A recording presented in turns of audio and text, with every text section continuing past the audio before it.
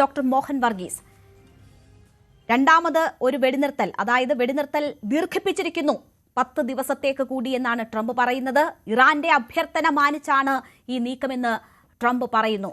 ഈ ചർച്ച, ആദ്യ വെടിനിർത്തലിന് മുൻപ് ഒരു ചർച്ച നടന്നെന്നോ അതിനുശേഷം ചർച്ചകൾ നടക്കുന്നെന്നോ പോലും സ്ഥിരീകരിക്കാത്ത ഇറാൻ അപേക്ഷിച്ചതിനാലാണ് വെടിനിർത്തൽ എന്ന് ട്രംപ് പറയുന്നു. ട്രംപ് ആരെയാണ് പരിഹസിക്കുന്നത്? അത്യന്തം നാടകീയമായ പ്രഖ്യാപനങ്ങളാണ് ഡൊണാൾഡ് ട്രംപിന്റെ ഭാഗത്ത് നിന്ന് അടിക്കടി ഉണ്ടായിക്കൊണ്ടിരിക്കുന്നത്. 48 മണിക്കൂറിനുള്ളിൽ പൂർണ്ണമായി ഹോർമൂസ് തുറന്നില്ല എങ്കിൽ സർവനാശം എന്ന് പ്രഖ്യാപിച്ച ഡൊണാൾഡ് ട്രംപ് ആ 48 മണിക്കൂർ ആവുന്നതിന് മുൻപ് 5 ദിവസത്തെ വെടിനിർത്തൽ പ്രഖ്യാപിച്ചിരിക്കുന്നു. ഊർജ്ജ നിലയങ്ങൾ ആക്രമിക്കില്ല എന്ന് ഉറപ്പ് കൊടുത്തിരിക്കുന്നു. അപ്പോഴും ആക്രമണം നടക്കുന്നു. ഇപ്പോഴിതാ 5 ദിവസത്തെ ഡെഡ് ലൈൻ അവസാനിക്കാൻ പോകുന്നതിന് മണിക്കൂറുകൾക്ക് മുൻപ് വീണ്ടും ഒരു 10 ദിവസം കൂടി വെടിനിർത്തൽ പ്രഖ്യാപിച്ചിരിക്കുന്നു. അപ്പോൾ ഇത് നാടകീയമായ പ്രഖ്യാപനങ്ങളാണ്. യഥാർത്ഥത്തിൽ എന്താണ് അമേരിക്കയുടെ മനസ്സിലൂടെ പോകുന്നത്? യാതൊരു രീതിയിലും പിടികൊടുക്കാത്ത രീതിയിൽ മുന്നോട്ട് പോകുന്നു. അതേസമയം തന്നെ കരയുദ്ധത്തിനുള്ള സന്നാഹങ്ങൾ ഏതാണ്ട് 2500 മെറീനുകളെ വഹിച്ചുകൊണ്ട് ഒരു യുദ്ധക്കപ്പൽ USS ട്രിപ്പോളി ആ തീരത്തോടടുക്കുന്നു, ഗൾഫ് മേഖലയോട് അടുത്തുകൊണ്ടിരിക്കുന്നു. മറ്റൊരു 5000 മെറീനുകളെ, അതായത് കരയുദ്ധത്തിന് പോലും ഉപയോഗിക്കാൻ കഴിയുന്ന മെറീനുകളെ പല രാജ്യങ്ങളിലായി വിന്യസിച്ചിരിക്കുന്നു. കൂടുതൽ ബാറ്റിൽ ഷിപ്പുകൾ എത്തിക്കാനുള്ള ശ്രമങ്ങളാണ്. ഇപ്പോൾ ഒരു ബാറ്റിൽ ഷിപ്പ് പിന്മാറിയിരിക്കുന്നു. വിമാനവാഹിനി കപ്പൽ അറ്റകുറ്റപ്പണികൾക്കായി USS ജെറാൾഡ് ഫോർഡ് പിൻവാങ്ങിയിരിക്കുന്നു. USS എബ്രഹാം ലിങ്കൻ ഹിറ്റ് ചെയ്തിരിക്കുന്നു എന്ന് ഇറാൻ ക്ലെയിം ചെയ്യുമ്പോഴും അതേക്കുറിച്ച് കൃത്യമായ വിവരങ്ങൾ അറിയില്ല. അതുകൊണ്ട് ഒരു സന്നിഗ്ധ അവസ്ഥ അവിടെ ഉണ്ട്. അതിന് പാരലായിട്ടാണ് സമാന്തരമായി ഇറാൻ ആവശ്യപ്പെടുന്നു ചർച്ച നടത്തണം എന്ന് പറയുന്നത്. ഇറാനല്ല, ഡൊണാൾഡ് ട്രംപാണ്. ഇറാൻ തനിക്കായി ചില ഗിഫ്റ്റുകൾ നൽകിയിട്ടുണ്ട്. ഒരു 10 കപ്പലുകൾ എണ്ണയുമായി വിട്ടു നൽകിയിട്ടുണ്ട് ഇറാൻ. അതൊരു ഗിഫ്റ്റാണ്. ഇത് പറയുന്നതും അമേരിക്കൻ പ്രസിഡന്റാണ്. അപ്പോൾ അമേരിക്കൻ പ്രസിഡന്റിന്റെ വാചകം നമുക്കറിയാമല്ലോ. മുൻകൂട്ടി പറഞ്ഞതാണ് ഇന്ത്യ പാകിസ്ഥാൻ ഓപ്പറേഷൻ സിന്ദൂർ അവസാനിപ്പിച്ചത് താൻ പറഞ്ഞിട്ടാണ് എന്ന് പറഞ്ഞ വിദ്വാനാണ് ഡൊണാൾഡ് ട്രംപ്. അതുപോലെ തന്നെ റഷ്യയോട് എണ്ണ വാങ്ങില്ല എന്ന് ഇന്ത്യ പറഞ്ഞു എന്ന് പറഞ്ഞതും ഇതേ ഡൊണാൾഡ് ട്രംപ് തന്നെയാണ്. അപ്പോൾ എല്ലാ പ്രഖ്യാപനങ്ങളും ഒരൊറ്റ വായിൽ നിന്ന് തന്നെ വരണം. തന്നിലൂടെ മാത്രമേ, തൻ്റെ ട്രൂത്ത് സോഷ്യൽ അക്കൗണ്ടിലൂടെ മാത്രമേ ലോകം കാര്യങ്ങൾ അറിയാവൂ എന്ന് ഡൊണാൾഡ് ട്രംപ് എന്ന വ്യക്തിക്ക് വാശിയുള്ളതുപോലെ തോന്നുന്നു. യഥാർത്ഥത്തിൽ ഇവിടെ ഇറാൻ്റെ നിലപാട് കുറച്ചുകൂടി ഈ സ്ഥൈര്യമുള്ള നിലപാടാണ്. കാരണം ഇറാൻ ഇതിലൊന്നും വീഴാൻ തയ്യാറാവുന്നില്ല. ഞങ്ങൾ യുദ്ധം തുടരാൻ തീരുമാനിച്ചിരിക്കുന്നു, യാതൊരു സമാധാന ചർച്ചയും തങ്ങളുടെ ഭാഗത്തുണ്ടായില്ല എന്ന് ആദ്യം മുതൽ തന്നെ ഉറപ്പിച്ചു പറയുന്നത് ഇറാനാണ്. അതേസമയം തന്നെ പാകിസ്ഥാൻ ഇപ്പോൾ സന്ധി സംഭാഷണവുമായി, അതൊരു പാകിസ്ഥാൻ ഒരു പ്ലോയാണ്. പാകിസ്ഥാന് മുഖം നഷ്ടപ്പെട്ട് നിൽക്കുന്ന തീവ്രവാദികളെ സഹായിച്ച് മുഖം നഷ്ടപ്പെട്ട് തങ്ങളുടെ ചർച്ചയിൽ പങ്കെടുക്കുമെന്ന് മനപ്പായസമുണ്ട് നിൽക്കുകയാണ് പാകിസ്ഥാൻ. അപ്പോൾ അങ്ങനെ ആർക്കും പിടികിട്ടാത്ത രീതിയിൽ, ദുരൂഹമായ രീതിയിൽ കാര്യങ്ങൾ മുന്നോട്ട് നിൽക്കുന്നു. ഒരു വശത്തെ യുദ്ധം നടക്കുന്നു, മറുവശത്തെ സമാധാന ചർച്ചയുടെ പ്രതീതി ഉണ്ടാവുന്നു. വെടിനിർത്തൽ എന്നത് ഒരു മരീചികയായി തുടരുകയും ചെയ്യുന്നു.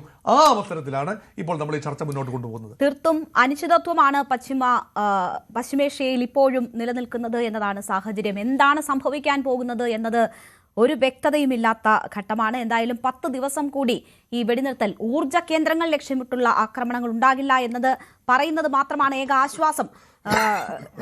ശ്രീ സജിമോൻ ആന്റണി, എന്താണ് ട്രംപിന് സംഭവിക്കുന്നത്? ട്രംപ് എന്തൊക്കെയാണ് പറയുന്നത്? എനിക്കൊരു വലിയ സമ്മാനമുണ്ടെന്ന് പറയുന്നു.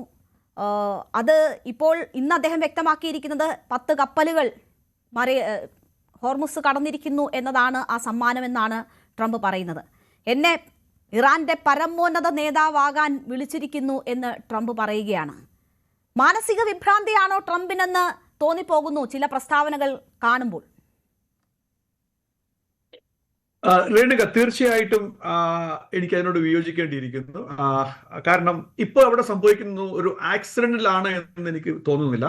ഇതെല്ലാം പാർട്ട് ഓഫ് ദി സ്ട്രാറ്റജിയാണ്. കാരണം 28 അല്ലെ 30 ദിവസം മുമ്പ്, ഇന്ന് എനിക്ക് തോന്നുന്നത് ഫെബ്രുവരി 28 തുടങ്ങി, ഇന്നിപ്പോൾ നമ്മൾ മാർച്ച് 28 നിൽക്കുമ്പോൾ ഓൾമോസ്റ്റ് ഒരു മന്തായി. ആ ഒരു മാസം കൊണ്ട് ഈ യുദ്ധം ആര് ജയിച്ചു എന്ന് ചോദിച്ചു കഴിഞ്ഞാൽ യുദ്ധത്തിനകത്ത് ആരും ജയിക്കുന്നില്ല, എല്ലാവരും എപ്പോഴും തോക്കുകയേ ചെയ്യുന്നുള്ളൂ. അതാണ് ഫാക്ട്.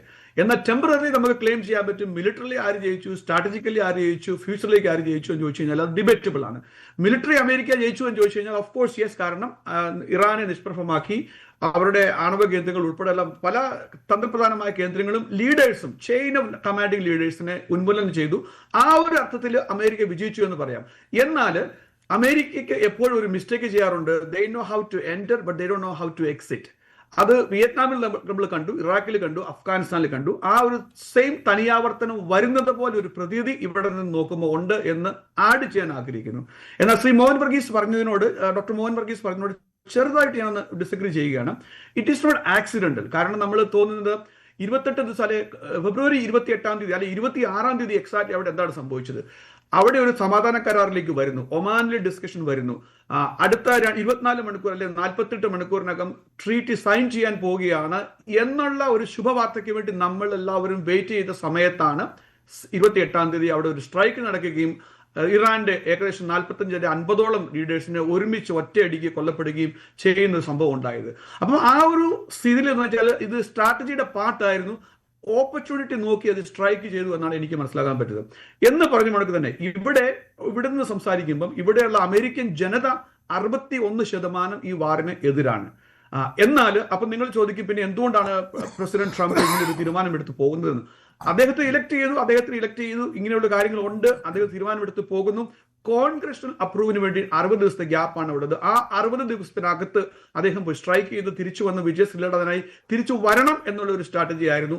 എങ്കിലും ഓരോ ആഴ്ചയും അത് മുന്നോട്ട് കഴിക്കുമ്പോഴത്തേക്കും അമേരിക്കൻ ജനതയ്ക്ക് മാത്രമല്ല ലോകത്തിലുള്ള മൊത്തത്തിലുള്ള ഒരു സമ്പദ് വ്യവസ്ഥയും മറ്റു കാര്യങ്ങളിലും ഒരു എന്താ പറഞ്ഞ ഒരു വലിയൊരു പ്രശ്നം നേരിടുന്നുണ്ട് എന്നുള്ള കാര്യത്തിൽ സംശയമില്ല. എന്നാൽ അതിന്റെ ഒരു ഇമ്പാക്ട് ലെസ് ആണ് ഇവിടെ വരുന്നത്. കാരണം ഈ യുദ്ധം നടക്കുന്ന യുദ്ധഭൂമി എന്ന് പറയുന്നത് അമേരിക്കയിൽ നിന്നും മൈലുകൾ അപ്പുറത്താണ്. അതുകൊണ്ട് ഒരു കാഷ്വാലിറ്റിയുടെ രീതിയിൽ അല്ലെങ്കിൽ ഡയറക്റ്റ് അറ്റാക്ക് എന്നുള്ള രീതിയിൽ അമേരിക്കൻ ജനത വരുന്നില്ല. എക്സെപ്റ്റ് പെട്രോളിന്റെ ഗ്യാസിന് വില കൂടുന്നു.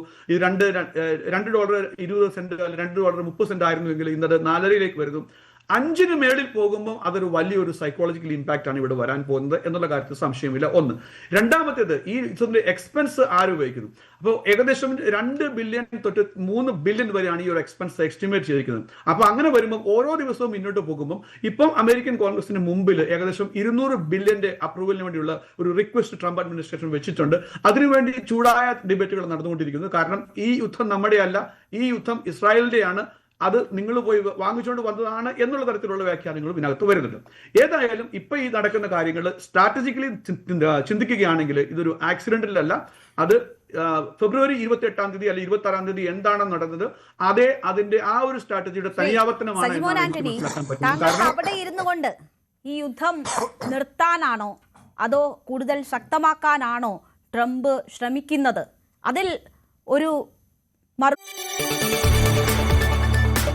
കൂടുതൽ വാർത്തകൾക്ക് news 18 Keralam YouTube channel subscribe ചെയ്യുക.